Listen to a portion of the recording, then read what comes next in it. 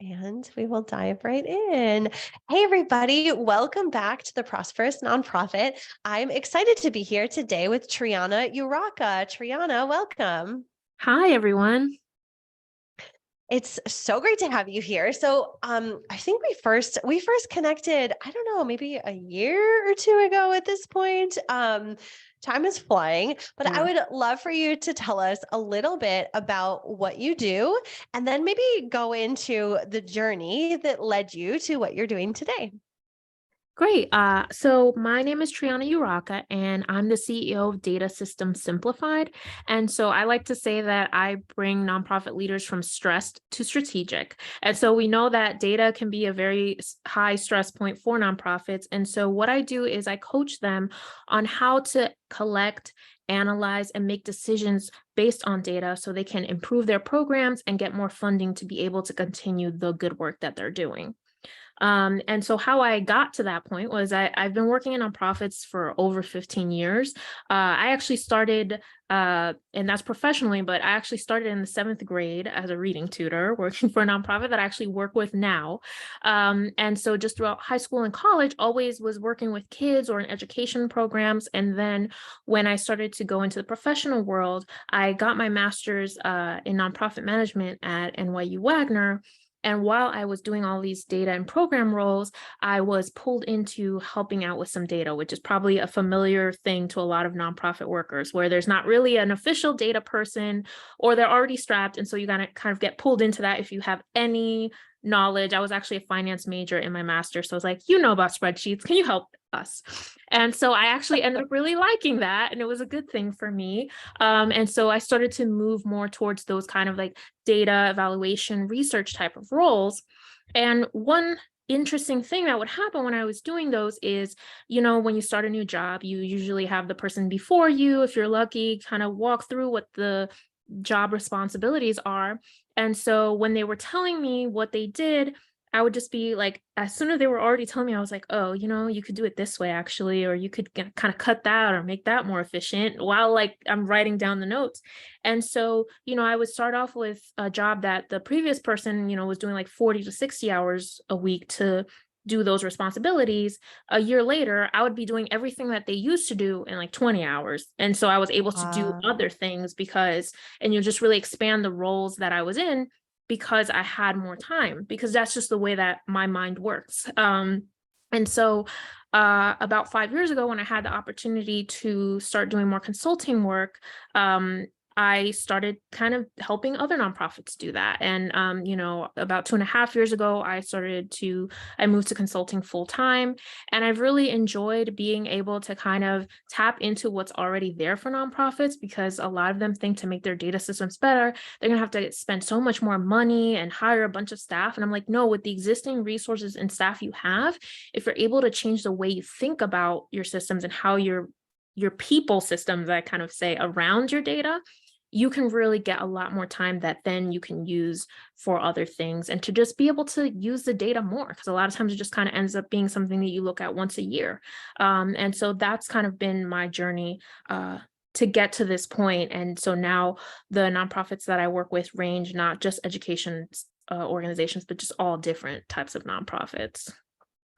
Oh my gosh, every nonprofit needs you to basically like take the data we already have, save a whole bunch of time, and give us new insights without having to implement new software that costs 5 figures plus. Yeah. Like, okay, everyone hire Triana ASAP. Okay, so tell me, when we're talking about data, I first think financial data. I'm like, okay, well, I've got QuickBooks for that to like do what I need to do, kind of. And then I have a few other spreadsheets, but I'm assuming we're not talking about just financial data. Tell us, like, what kinds of data are we talking about? What are some like use cases?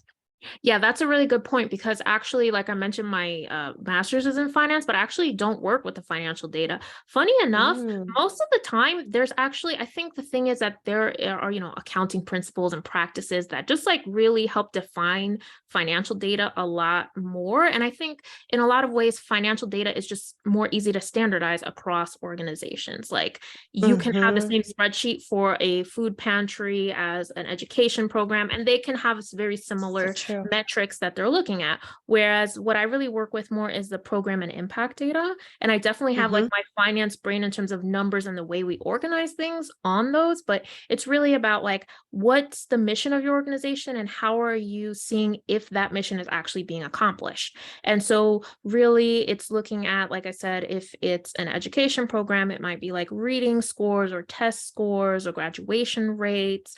And if it's a program that is a food pantry, it might be how many people are coming in, or if it's a job training program, how many people are employed a year or two later. So it's things like that. And part of that is because it's really required by grants. And it's just kind of a funny conundrum that organizations get in, because they get these big grants and they're really happy, but then they have all these reporting requirements on the grant, of saying exactly how they impacted, whether it's surveys or just, list test scores or whatever the case may be.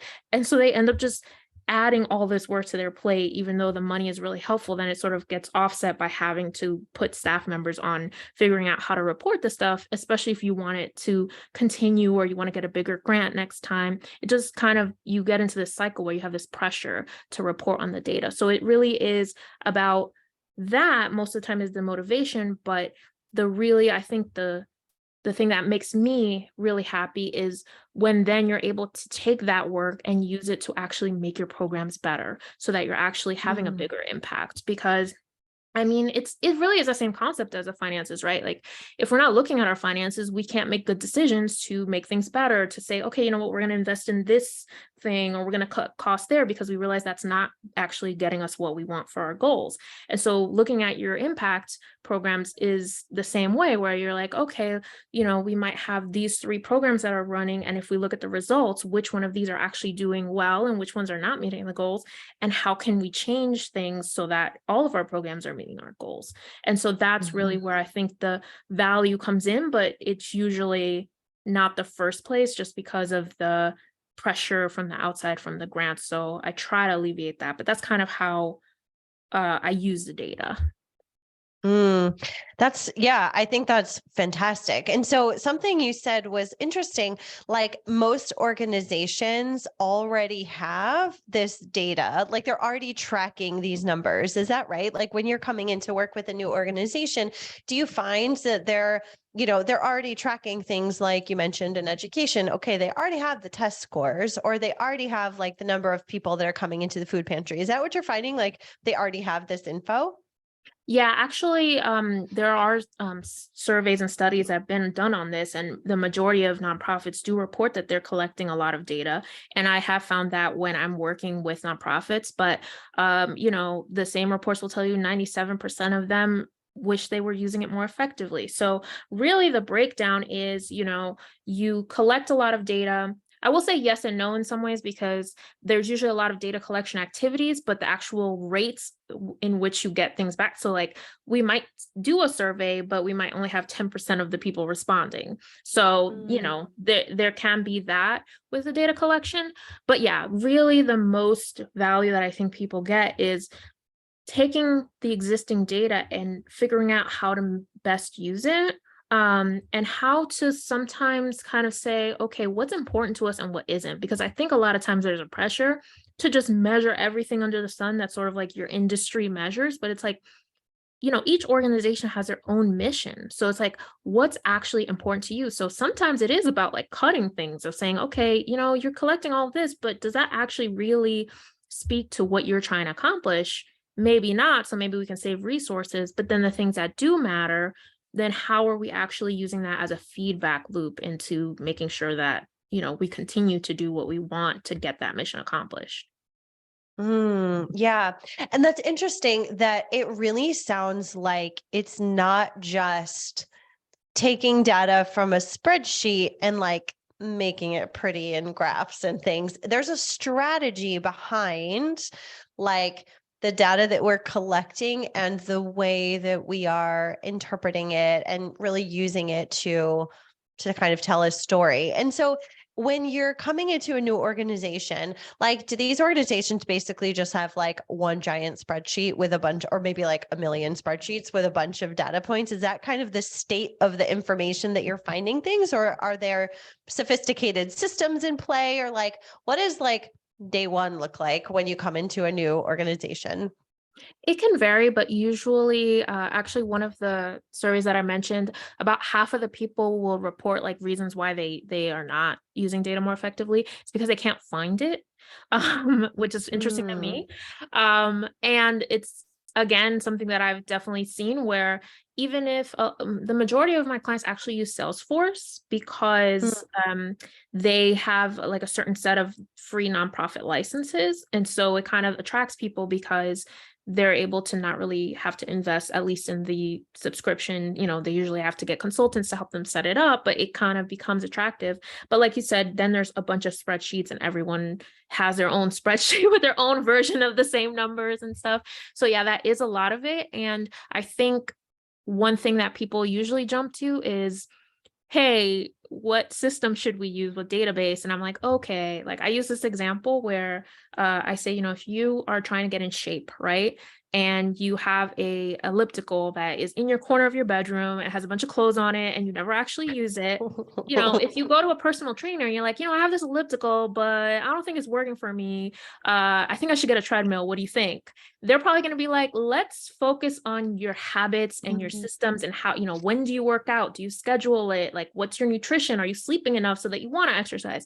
So that's what I think of it. And it's like, maybe when you get really fit and you realize, what, actually for this type of training, I do need a treadmill. Okay. So that's how I kind of think about data systems, where it's like, you're probably not using whatever you have, even if it's a spreadsheet, you're probably not using what you have as effectively as you could be.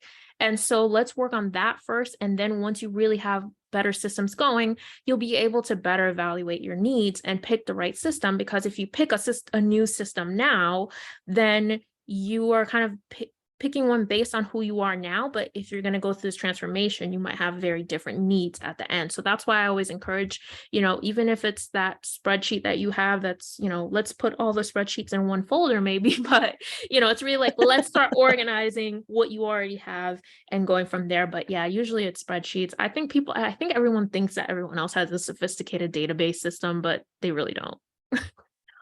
Oh my gosh. Okay. You just blew my mind with that analogy. I think that's so good, because what makes you think that you're actually going to use a new system if you don't use the one that you already have? Yeah. What makes you think you're going to use the treadmill if the elliptical is your like closet? So I think that's a perfect analogy, because I feel like, at least in my conversations, with nonprofit leaders, we are shying away from sophisticated data analysis because we're like, well, we can't afford the system and it's going to Yeah. cost us, 5 figures to get this new software.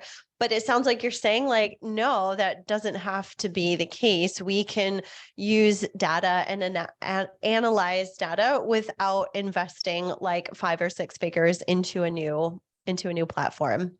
Yeah, Yeah. I think that's huge.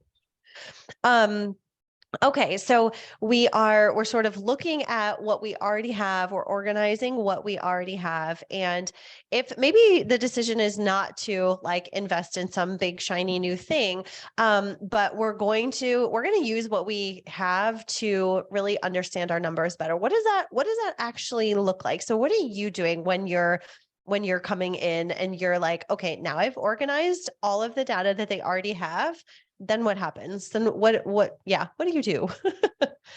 So I should take a step back because I think one of the things that I do is like I bucket the different data system steps. And I made a little saying the 3 C's. So it's collect, calculate, and communicate, right? And so that's like how I look at the data cycle.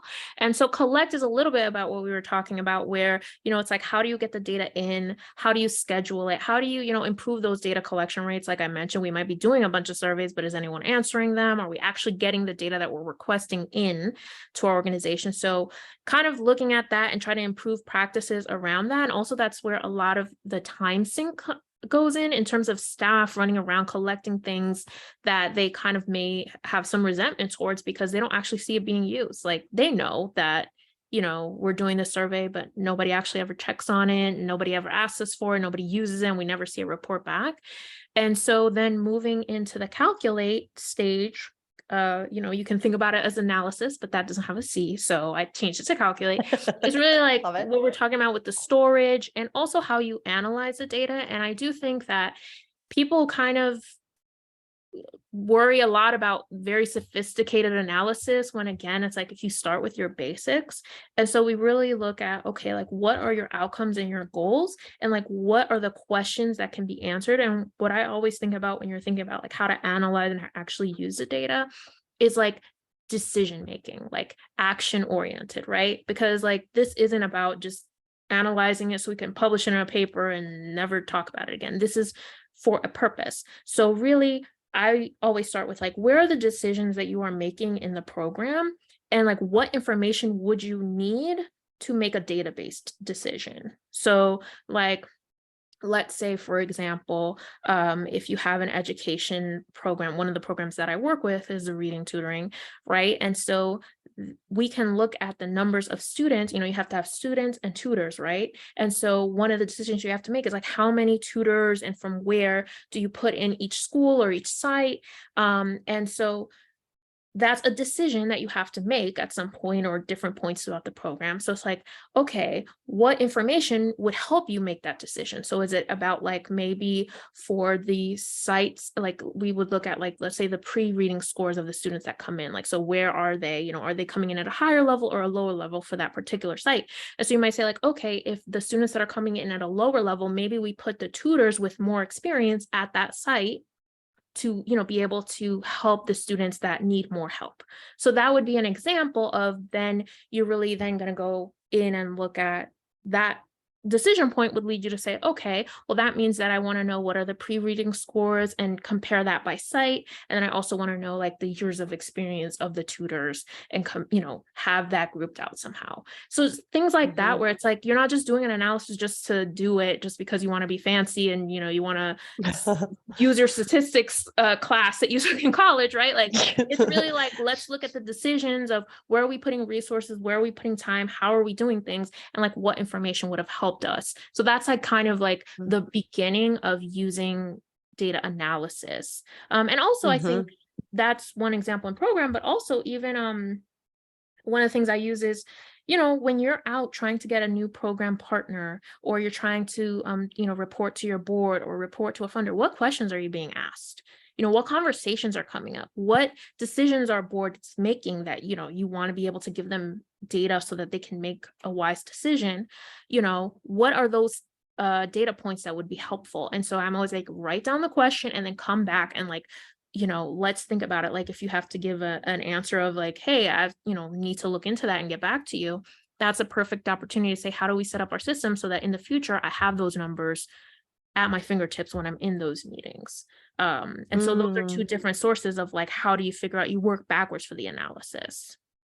And I love like taking that example of like, okay, if it's the education example that you gave where, if somebody's coming into a program that has like with lower level entry scores, you're going to put somebody with, more experience. And then taking that one step further, okay, well, how do we need to budget for that then? Okay, we know potentially this site is going to be more expensive because we're bringing in higher, more experienced staff. And I feel like using that information is then also a way to find efficiencies or potentially inefficiencies that are then going to impact the budget, that are maybe then going to impact, the way that you approach your funding request to potential funders for grants. I mean, it is like, I feel like that sort of the chain of impact of having this information at your fingertips is unlimited. And then if you're able to be more efficient with your expenses and your funding strategy,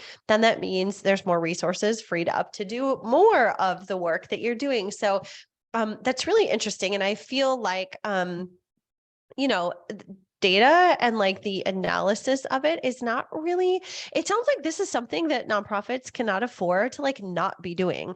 Like this is not an extra fluffy thing for organizations who have a lot of money and like, oh, well, it's only those, those like rich or like well-resourced organizations that can afford to do this. I mean, this seems like every organization needs to be looking at their data in this very strategic way. Do you agree? Are there any organizations that like, no, they don't need to do this?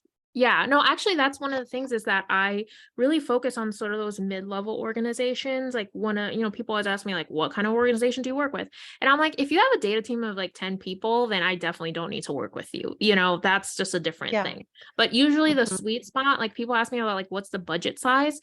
Usually it's probably between 1 and 10 million, but really the way that I can know is what staff do you have for data? So it's usually the organization that either has like one more junior person doing data, or most of the time half a person, because it's a person who's a program person or a finance person or something else that's just been tasked with that as part of their job. And it's a really pivotal point, I think, for nonprofits, because as you mentioned, when you're getting grants, the higher level grants that give you more money and get you more status in terms of like, oh, okay, this organization is funded by XYZ funder, higher requirements for their data. And if you're able to kind of get to that point where you can have, using what you have, make better systems, I think that is really a way to leverage maybe a small amount of money that you have to actually invest it into getting something better. And to the point that you mentioned about the budget, and saying like, okay, this is one of the things I talk about is help data not just be something that's like, oh, you're being penalized, because that's what people traditionally a lot of times are afraid of data or don't want to work with data, just like in the larger staff, is because data meetings or data conversations tend to be like, all right, let's all sit in the room and see whether we made our goals or not. And if we didn't, we'll see who's in trouble for it. It's like that feeling of like, I don't want to go sit there and see that this didn't happen. And I say like, change those conversations into conversations where you have the opportunity to ask for resources, right? So like, if we are not meeting our goal in this area, why not? And not in an accusatory way, but in a like, how can we change that way? And so I think part of that is being able to advocate like, oh, we need additional staff members. Oh, we need additional, supplies. We need whatever the case is. And if you're able to go to a funder, and a lot of times it could even be an existing funder that you already have a relationship with, and be very specific about, okay, we need this money, but I don't just need $10,000 just because I want it, but to say like, we've analyzed it and we've looked and we've seen that programs that have XYZ, maybe like the ratio, excuse me, maybe the ratio of participants to staff members or something, other information that you've used that you've said, okay, like in this area, we would need more funding in order to be able to match that so that we can get these similar type of results. That's going to be a much more powerful ask because it's based on data.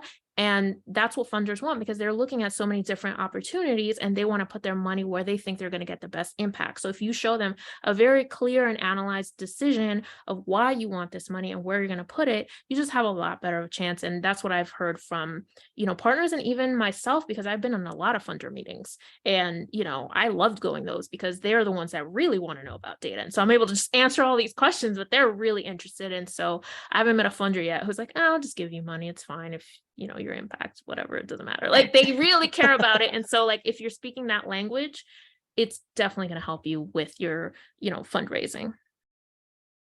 Yeah, absolutely. So I would say that it sounds like the ROI from investing in this type of work is pretty solid. Like if you've got the data to back up your organization and to back up your impact, like investing in that work is going to pay off big time.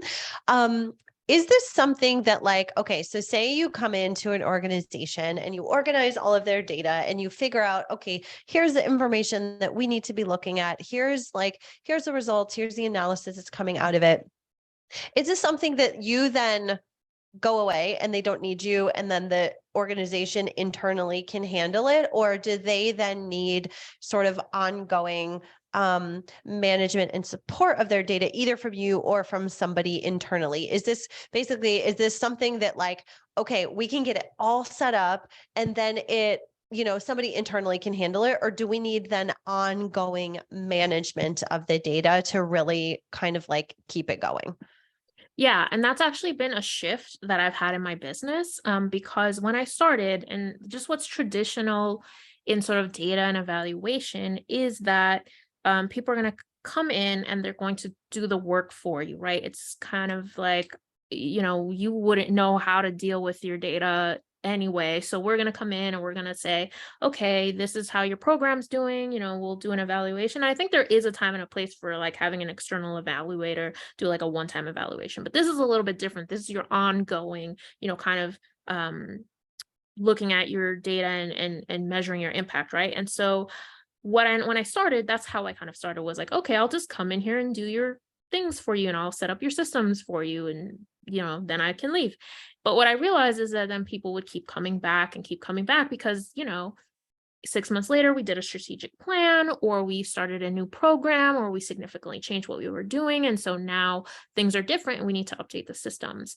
And so I started to pivot, even from the last time that we had first been in contact, you and I, where I was just more like, okay, what services do I offer? And what I realized is that when I was working with an organization, when I first worked with them, there was a lot of learning on my end where I would have to learn all about the organization and what they do to really understand their data. And I would get all this knowledge, I would help them set up their systems. And then I was done. And I'm like, I know a lot about this organization, but I don't know how much they know about their data, even though a lot of times organizations would kind of say, like, oh, you can train us at the end. But it's like, okay, I could do an hour or two training, but that's not really the same as really understanding what's happening. And so I started to shift more towards a coaching model where I would take someone who was kind of like a me back, 15 years ago, right? That's like just starting in the organization, or they have a different role. They might be interested in data, but they don't have like a lot of formal training or experience.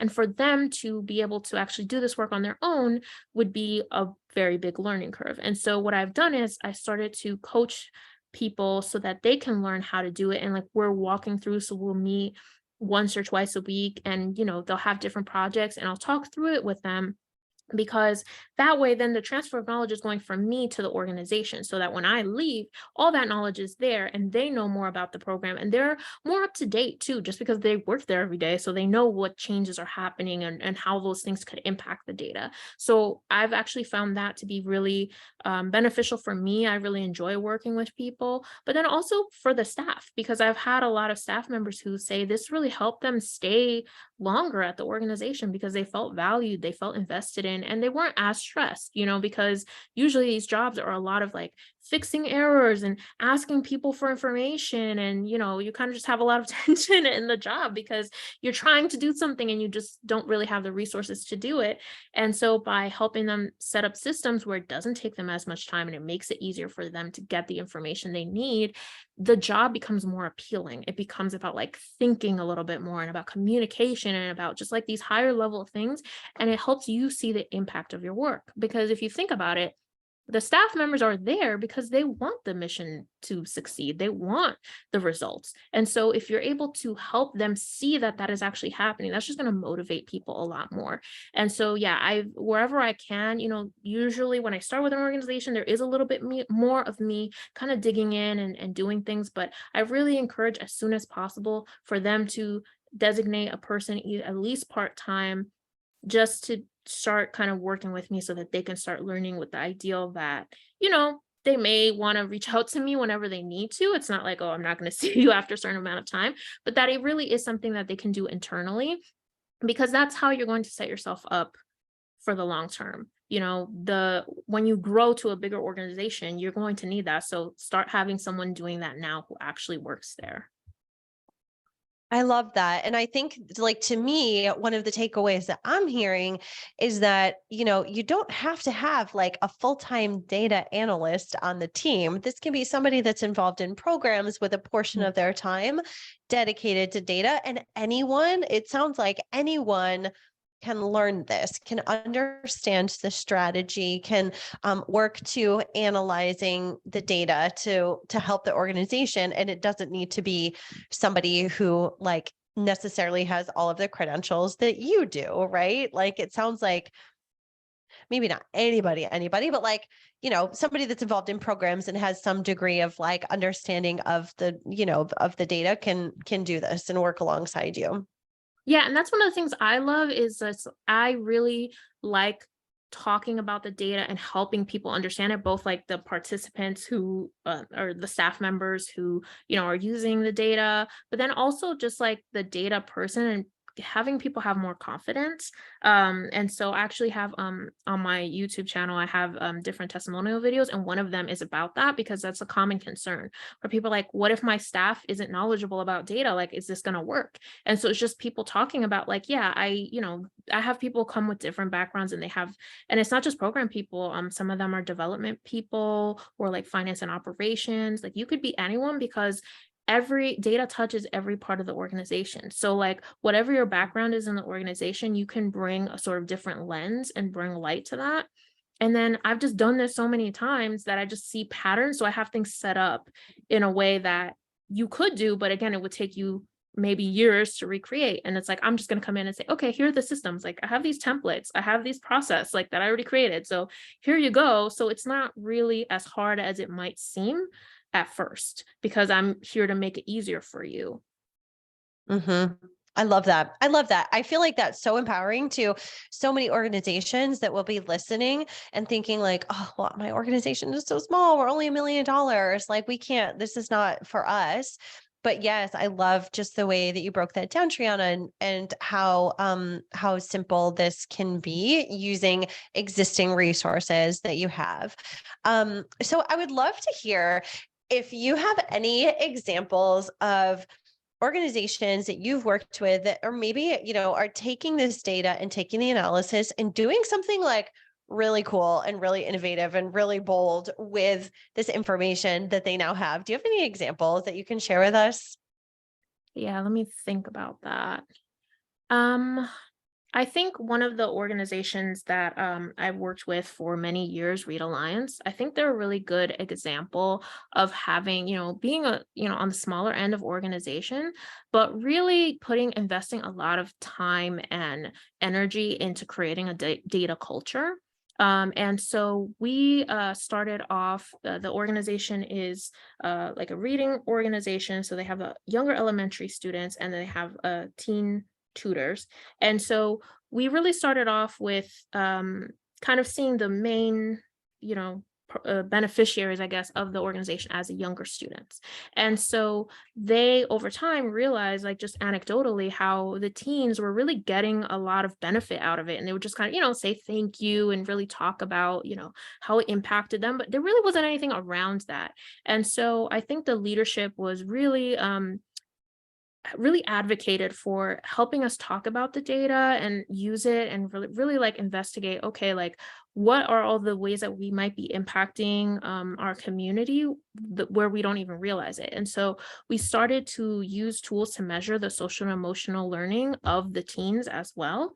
And that really gave us insight into how many things that the teens were getting out of it that we didn't even realize. I mean, we did, but we didn't have the, exact information and data. We just sort of had stories, but then looking systematically across everyone, because, some people are shy. And so everyone's not going to come and tell you this story. But then actually, when you sit down and you use these tools to measure that impact. And so that has led to them actually getting more funders and partners interested in them And so they were able to get partnerships and funding to expand sort of teen leadership programs, or they had been more informal, where they had done programs where, like, they would have people come, sort of do like career workshops or financial workshops. I actually did a couple of financial literacy workshops with the teens, but they would, have them go into, offices of board members or people associated with the organization to teach them about,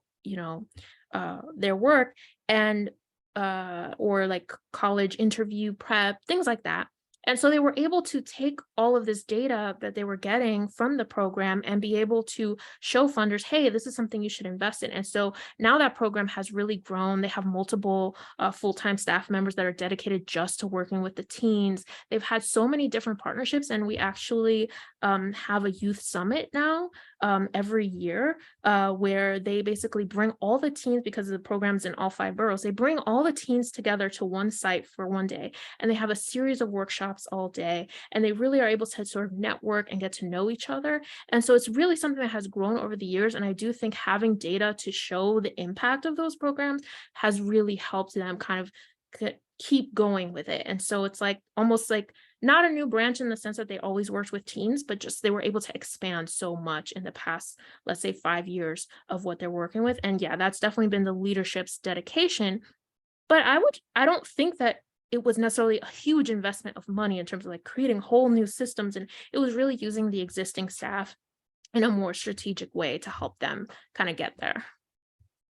I love that. I think that's such an amazing story, because look at the impact that it had to just like think a little bit differently about the resources that we currently have. And I love that sort of outside of the box thinking that you are bringing to the table. And I really love that you're not coming in and you're like, okay, here's the 6-figure investment we need to make. You're like, no, let's use what we have. Let's think about this a little bit differently and look at the potential that there is. I think that's awesome.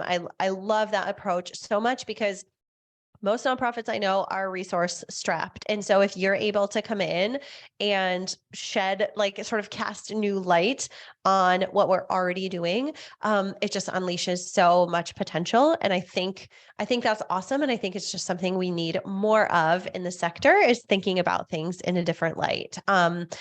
That is beautiful. One question that I like to ask all of our guests as we begin to wrap up is, what does a prosperous nonprofit look like to you? Yeah, so I think for me, I focus a lot about time, and when I talk about my organization and what I do and saving time. And I think for me, that is because just working in nonprofits for many years, I can see that that's a major issue, in terms of people not feeling like they have enough time.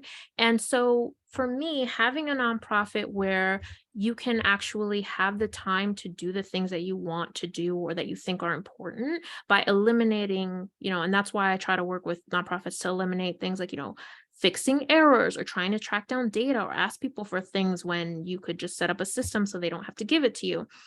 It's not just about saving that time just to not do those things, but it's really about the things that you're doing now that you've saved that time. And so it's really about now having more time, like the example that I just mentioned, having more time to innovate and say like, okay, how can we expand what we're doing and create almost like a new branch of what we're doing, and it doesn't have to be something that big, but that's how it starts, with small steps. And so just having the space to do that will help you figure out better ways to have more impact with your organization.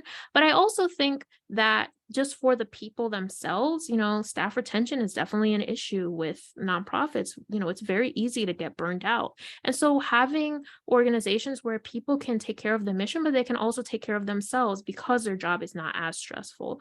And so for me, a prosperous nonprofit is one that where people feel like they have time to both create new things and come up with their own ideas, but also just to reflect and give themselves, a pat on the back and say like, look at what we've done, and kind of feel that gratitude that they have for what they do, and therefore be around to kind of impart that wisdom on the next people that come in, because you have people that have been there for a while. So that's what I think of when I see nonprofits that are prosperous. And also I think just for any, our own organizations, to really look at that impact and say, oh wow, I did that. So I think that's something we all want for ourselves.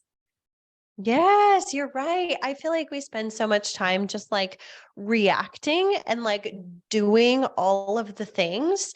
And then once we're done doing the thing, then we're like jumping into doing the next thing, whether it's putting out a fire or like just, okay, got to check the box, got to do the next thing. And so I love that thought that a prosperous nonprofit and any prosperous organization allows time for reflection and creation and innovation and having that like sort of white space that is often lacking. I know like I personally am always trying to create more white space in my calendar because I feel like I'm just constantly doing and going to the next thing. So I love that. Well, okay, I can pretty much guarantee that anybody listening is like, okay, my mind is blown. I need Triana. I need data. Where can our listeners go to find you and to learn more about the work that you do? Yeah, so the website is datasystemsimplified.com. And actually, if you go to datasystemsimplified.com/meeting, you can sign up for our email list and actually get the template that I use for my data meetings, which will actually show you how I create meetings that get people engaged and talking about the data and just make it a little bit easier for you to set up your next meeting. And you can also follow me on Instagram and LinkedIn. Also, the usernames there are Data System Simplified as well. Amazing. Okay. Well, definitely everybody go to datasystemsimplified.com/meeting to get Triana's free download. It looks like it's like actual slide. You have a slide template in here. Yeah. That is brilliant. That's awesome. So we will absolutely link this in the show notes. Go find Triana. I know she could be super impactful to your organization, and we all have a lot to learn from you. So thank you so much for being here. I really appreciate you. Thank you so much, Stephanie. It was great speaking with you.